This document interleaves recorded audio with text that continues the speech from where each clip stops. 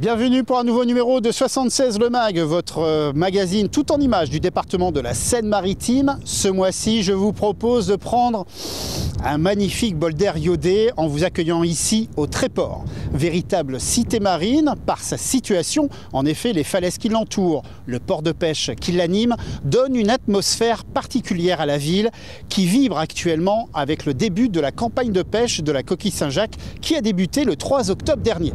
Vous l'aurez compris, on va parler pêche, mais pas que. Je vous propose tout de suite de découvrir le sommaire de votre magazine.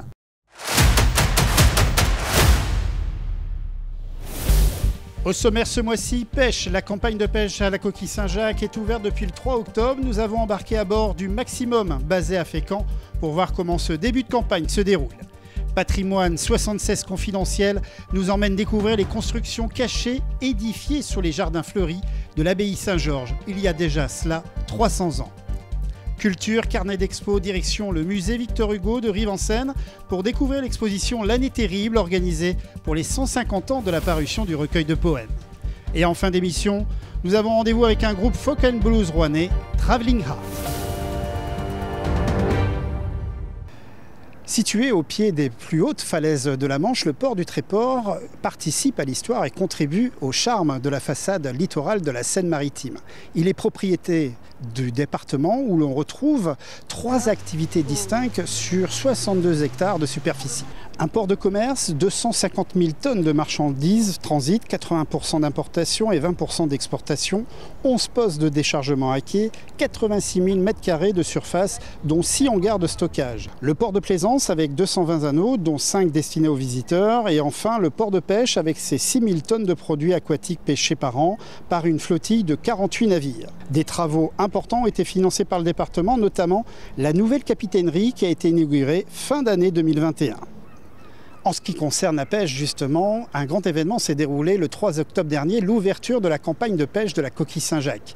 Avant d'aller rejoindre notre invité Stéphane Savoie, directeur de la criée de Fécamp, Côte d'Albâtre, je vous propose un premier reportage lié au début de cette campagne, justement, en montant à bord du bateau Le Maximum du port de Fécamp.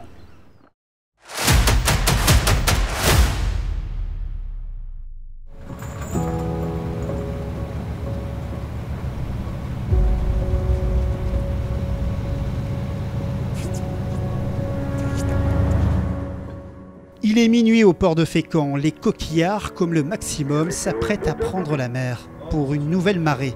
C'est parti pour 24 heures de pêche à la Coquille Saint-Jacques.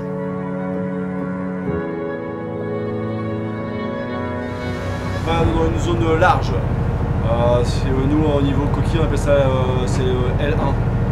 C'est la zone L1. Après, peut-être tu balader en zone L2. Voilà. Il y a 2 heures de trajet. Là, j'ai mis un bois de quart. Je vais aller m'allonger. Le temps d'arriver, puis après on va arriver sur pêche, on va filer le matériel. A tout à l'heure.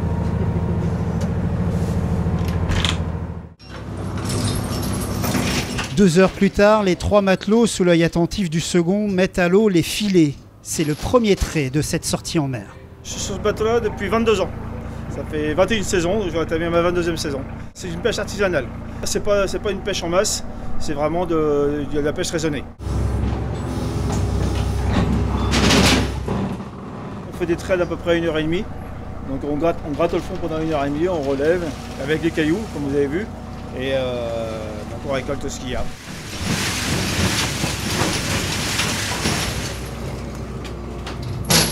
Le triage de sélection des coquilles, suivant la taille. Il y a 2 tailles, les grosses coquilles, la coquille normale, et la toute petite, là on la remet à l'eau, c'est qui fait pour la taille. Et donc une fois que c'est trié, on les nettoie et on va les affaler dans la cale, qui est tenue à une température à peu près de 6 degrés.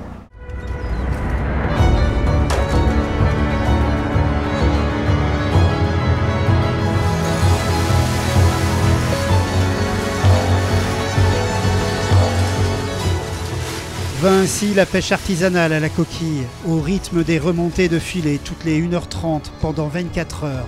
Ces pêcheurs trieront inlassablement et méticuleusement des centaines de coquilles. Une première étape importante pour que ce fruit de la mer soit labellisé Label Rouge. Et maintenant j'ai un contrat en label rouge, en label rouge, on a une qualité fraîcheur à respecter. On ne doit pas dépasser des marées de plus de 24 heures pour la fraîche et 36 heures pour la coquille décortiquée. On a un cahier des charges à respecter. La coquille doit être belle d'extérieur et une belle noix à l'intérieur. Moi j'ai fait un bon début de campagne.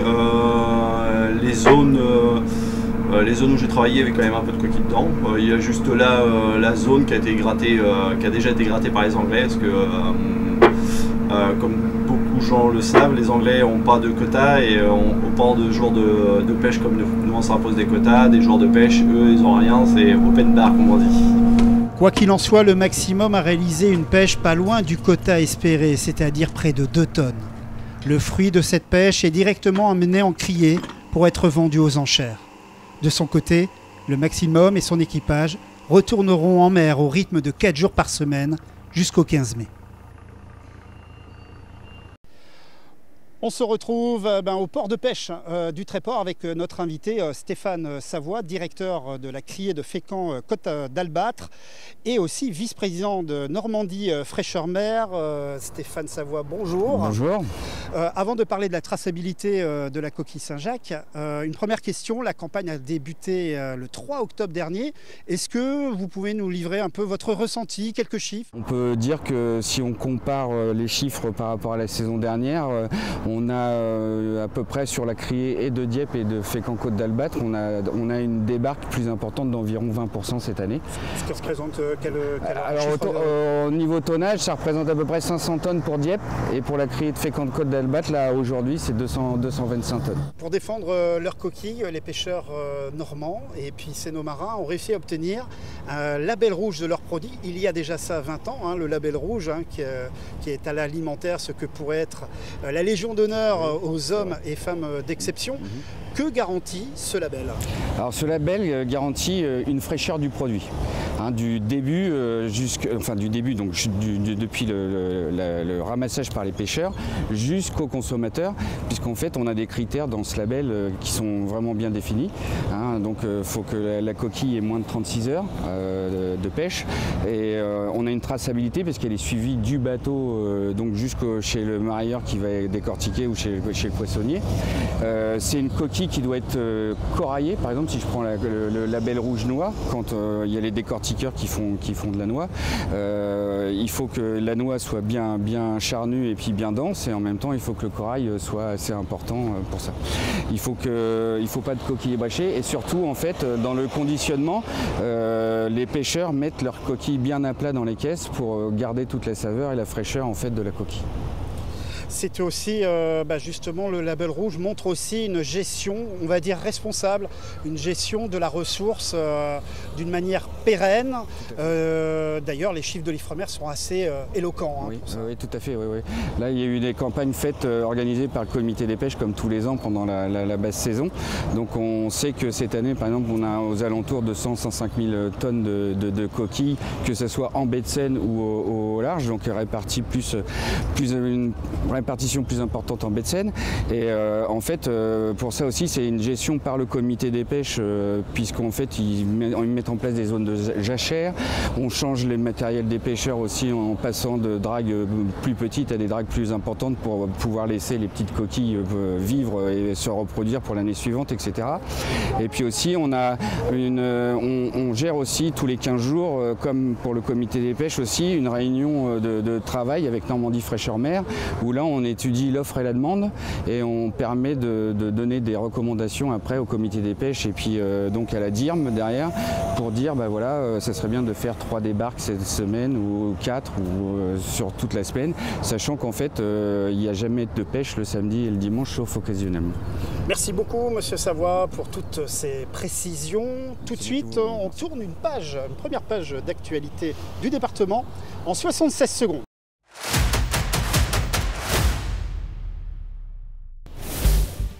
Le 11 octobre, sur la commune de Sainte-Adresse, le président du département de la Seine-Maritime, Bertrand Bélanger, accompagné de 2 conseillers départementaux, Christelle Guéroux et Florent Saint-Martin, ainsi que du maire de la commune, Hubert Dejean de la Bâtie, et la principale du collège, Annick Ranucci, a procédé à l'inauguration de la restructuration et de l'extension du collège La Hève.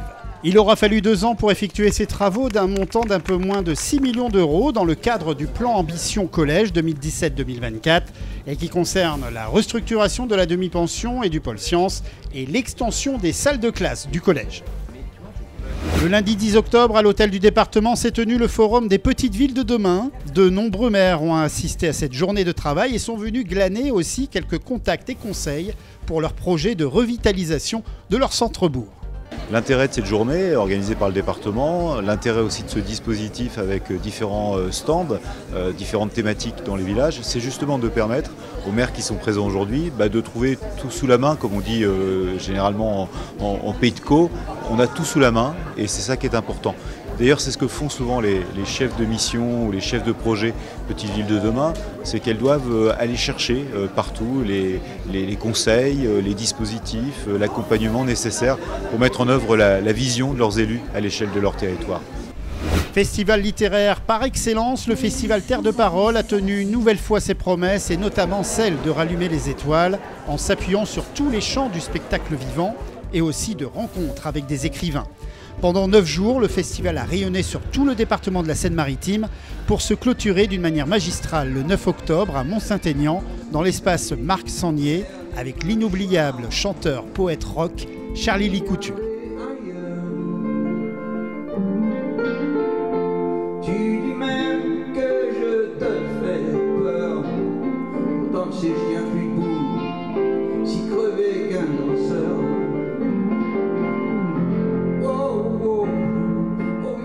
On se retrouve toujours au Tréport, mais cette fois-ci on a pris un peu plus de hauteur en empruntant le funiculaire.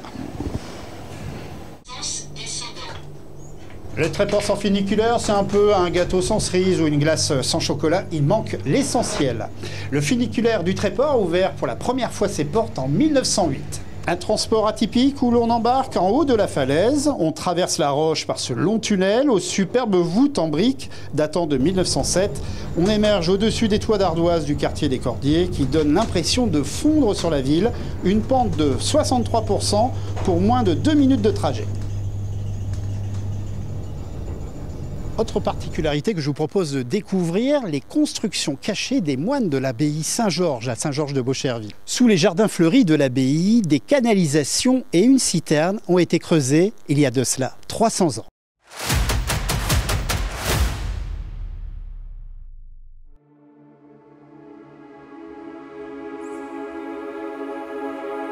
Au XVIIe siècle, quand les moines de la congrégation de Saint-Maur arrivent à l'abbaye Saint-Georges de Beaucherville, le lieu est en déclin.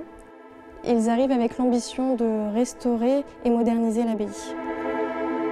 Ils refaçonnent le site comme ils le souhaitent et dans leur volonté de moderniser l'abbaye, ils vont creuser des canalisations et une citerne pour récupérer les eaux de pluie. Pour alimenter le bassin installé par les moines, ils vont mettre en place un système de canalisation. Les moines vont forer un puits pour alimenter le bassin via ces canalisations. Ce puits qui est relié par une citerne qui récolte l'eau de pluie. Pour alimenter ce bassin, on va mettre en place un système de machine hydraulique avec un mulet qui va être placé au-dessus pour faire venir l'eau. Cette citerne qui a été creusée par les moines peut contenir jusqu'à 300 tonneaux d'eau de pluie récoltée dans le but d'alimenter le bassin via les canalisations.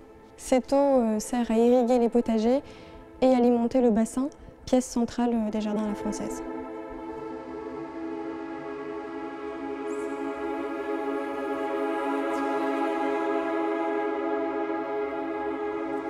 On se trouve dans une pièce qui se trouve au-dessus de la salle capitulaire. C'est une pièce qui a été construite par les moines mauristes. Ils ont entrepris beaucoup de rénovations dans les jardins, mais aussi au niveau des bâtiments. Ils ont fait un bâtiment tout neuf et ils ont englobé le dessus de la salle capitulaire pour faire ce qu'il semble être leur dortoir, puisque c'est la pièce la plus accolée à l'église et donc il y a un passage direct pour les prières. Donc c'est une pièce qui n'est plus accessible aujourd'hui puisque le morceau de bâtiment entre entre la boutique et cette pièce a été détruit après la Révolution française. Donc il manque un petit morceau et l'escalier qui mène à cette pièce. Donc c'est pour ça qu'on ne peut plus visiter cette partie au-dessus de la salle capitulaire.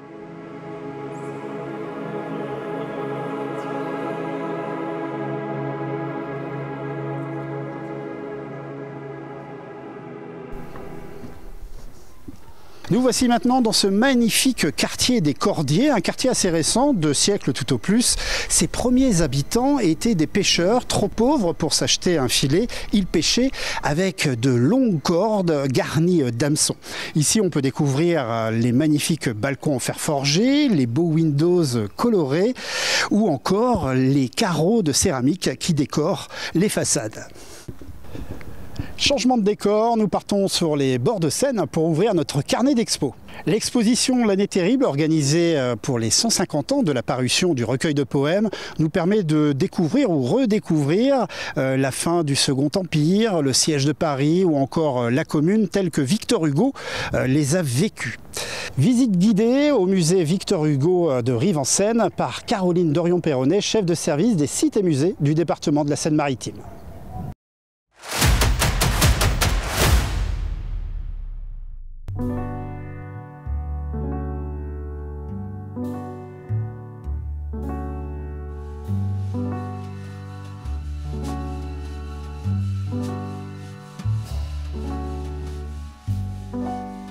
On a monté une exposition sur l'année terrible pour célébrer les 150e anniversaire de l'édition de ce recueil de poèmes de Victor Hugo, et ce sera l'occasion de suivre Victor Hugo et la période de l'année terrible en France dans le cadre de cette exposition.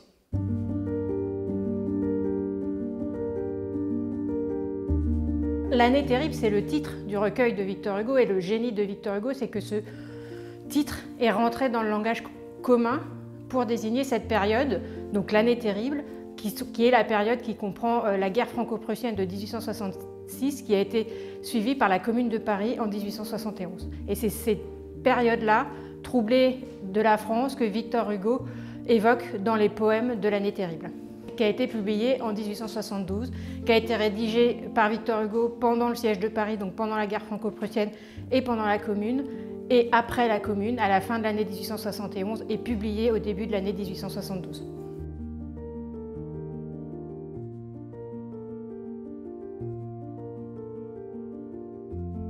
Le fil rouge, on a décidé que c'était de suivre le fil que Victor Hugo avait choisi pour le fil de son recueil de poèmes, qui est le fil historique. Donc on commence par la guerre franco-prussienne, ensuite on a un petit focus, parce que c'est caractéristique de l'œuvre littéraire de Victor Hugo, il mêle toujours l'intime et le public, et donc pendant cette période, en 1870, son fils Charles décède en mars de cette année, 1871, et il fait également certains de ses poèmes font référence à ses petits-enfants. Et donc il y a ce côté intime qu'on retrouve dans le fil de l'exposition, et ensuite on reprend le fil chronologique, on va dire, en passant sur la Commune et la période post-Commune, puisque Victor Hugo est un des premiers à avoir défendu à la tribune politique l'amnistie complète des communards en 1876.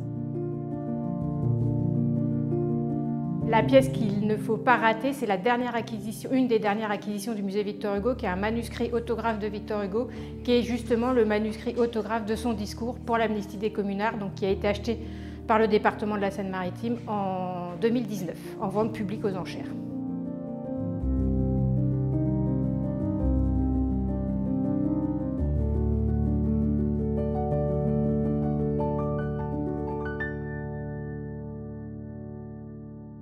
Notre magazine touche bientôt à sa fin. Avant d'aller à Fontaine-sous-Préaux, à une dizaine de kilomètres au nord de Rouen, rejoindre le groupe Travelling Art, je vous propose une dernière page d'actu du département en 76 secondes.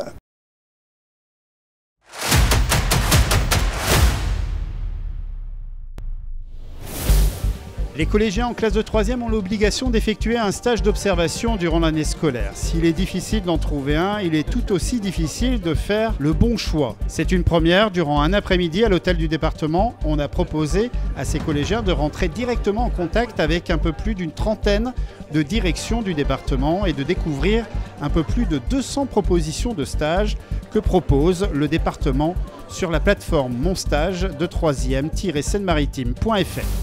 C'est un bon moyen de dédramatiser aussi le monde du travail, le monde de l'entreprise, le monde des collectivités, et puis d'aider aussi les parents, parce que lorsque les parents sont confrontés à la recherche de stage, eh bien, ça peut être une épreuve. Voilà. Donc nous, on est là pour fluidifier, pour aider, pour faciliter la mise en relation entre nos petits collégiens de 3e et puis le monde du travail.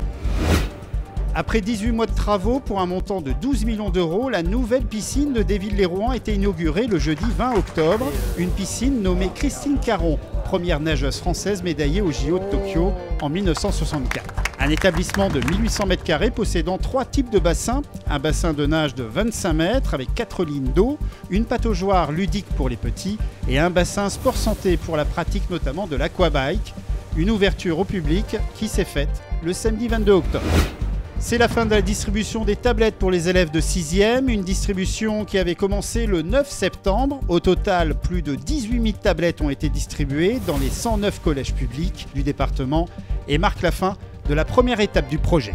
La prochaine étape, ça va être un retour sur la première expérience, la première utilisation des tablettes. Et donc, on va, avec les principaux, avec les RUPN, avec la DAZEN, justement faire un point d'étape sur ce qu'il y a programmé, ce qu'il y a à revoir. On a voulu faire finir la distribution, que les professeurs aient déjà reçu une formation, que les enfants aient déjà pris en main la tablette pour certains, pour faire ce retour d'expérience. Comme promis, on se retrouve en cette fin d'émission avec le groupe Travelling Arts, avec Fabien Louins, qui vont interpréter, comme promis aussi, un morceau, on verra tout à l'heure en live. Tout d'abord, Fabien Louins, bonjour. Bonjour. Et d'abord, une première question. Vous avez été guitariste pour plusieurs groupes, rouennais notamment, oui. et là, vous avez décidé de devenir leader vocal du groupe Travelling Arts, ce qui vous permet de composer vos propres mélodies notamment. Tout à fait. Est-ce que c'est un choix que vous regrettez aujourd'hui? Non, pas du tout. En fait, j'ai toujours voulu développer cette créativité parce que j'ai commencé la guitare à l'âge de 17 ans et finalement, ça a toujours été, j'ai toujours intégré des groupes de reprises. À partir de ce moment-là, j'ai commencé à pas écrire, mais à avoir des idées que j'ai toujours mis à droite et à gauche. Et ensuite, j'ai pu intégrer un groupe avec un ami en tant que guitariste et je fais les chœurs à côté. Ensuite, j'ai toujours eu l'idée de monter mon projet et puis finalement de sortir enfin ma musique. Et puis aujourd'hui de sortir votre musique au travers de ce groupe Travelling Arts. Pour resituer un peu sa genèse, c'est un groupe très jeune, il est fondé en 2020. Sa musique est plutôt teintée de coloré, d'ambiance on va dire légère, avec des inspirations allant de Bob Dylan à Albert Cummings, c'est ça? Oui, bon, pas que, il y a aussi, on va être plutôt sur de l'Americana en fait, enfin Americana, folk and blues. Et oui, on peut piocher aussi du côté de Tom Petty, ou Neil Young, ou encore un groupe que j'apprécie qui s'appelle His Golden Messenger. Alors le studio est pas très loin, là les musiciens se préparent justement, qu'est-ce que vous pouvez nous les présenter rapidement? Oui, bien sûr, donc on a Olivier Robineau à la batterie, on a Loïc Kohler à la basse, Philippe Petitqueux à la guitare électrique et au chœur, et Mathieu Nug au clavier. Et vous allez interpréter donc, on va dire, une chanson phare, peut-être une chanson qui vous inspire bien, c'est laquelle? Oui, ça va être Highwayman, donc, qui raconte l'histoire du célèbre, enfin un des tout premiers guitaristes de blues, donc Robert Johnson, où il aurait signé un pacte avec le diable pour apprendre à jouer comme personne, quoi, en fait.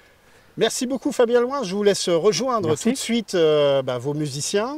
Quant à nous, eh bien, on se retrouve le mois prochain pour une nouvelle émission de 76 Le Mag. D'ici là, portez-vous bien, à très vite.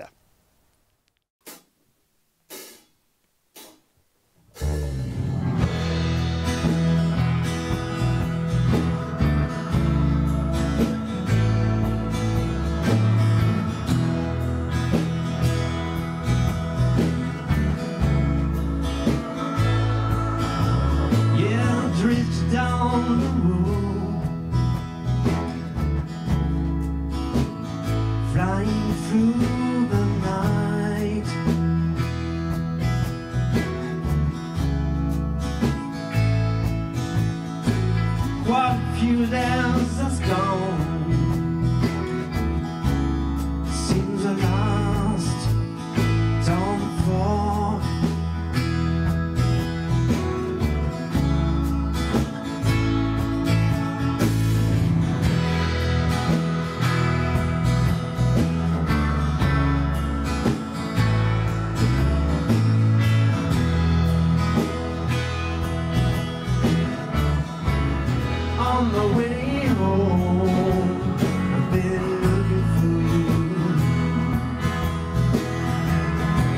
remember how we met.